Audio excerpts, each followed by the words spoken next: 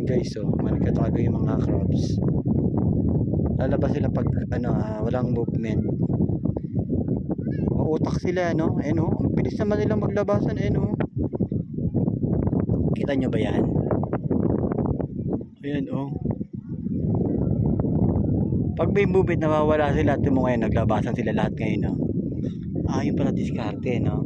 Yeah, di ako gumagalaw. Ala! Ala! Pati sa paa ko. Ayun siya, oh. Hindi yung maya, pag gumulaw ka, hindi yung gagalaw din. Diyan lang mga sa tatong na parang natin po yan, yung mga pilasa. Ang dami, oh. Pag gumalaw ka, magtataguan sila lahat, eh. Ay, no? Grabe, ang dami. Sangkatutak yan, oh.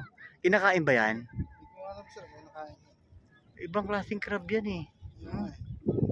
Ang nararamdaman nila yung sa ground. Pag di ka gumalaw, Oo, ayan, oh. pero pag gumalaw ka, bigla yung magtatago. Nararamdaman ko sa paa ko may gumagalaw, eh. Ayan, oh. Ang dami, oh. Ngayon, isang kasutak ko, ayan, oh. Ay, sa paa ko may gumagalaw. Isang katutak yan. Sa sobrang dami nila, pag may naramdaman silang sa ground na may Tatago sila. at saka ang bilis. Ang bilis sila magtago sa buhangin. Ayan o.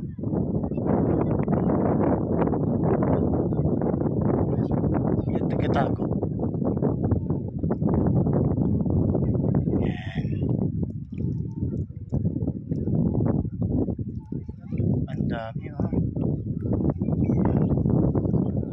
Basan kahit yung sa kabila, sa kabila. Makita mo dun sir. Dun sir sa kabila sir. Ayun, sa kabila mo dun sir. Side ayun sir. Di ba? Yan ang dami yan. Puro lahat yan. Akala mo mga bato yan. Uy, nga. Pero puro crabs lahat yan. Ayun o. Puro crabs lahat. Wait lang. Yan. Ayun ang dami o. Akala mo mga langgam. Ayun o. Wala. Akala sa paa ko may gumagalaw. Ang dami ko. Ano kaya yan? Kinakain kaya yan? Lalaki yan eh.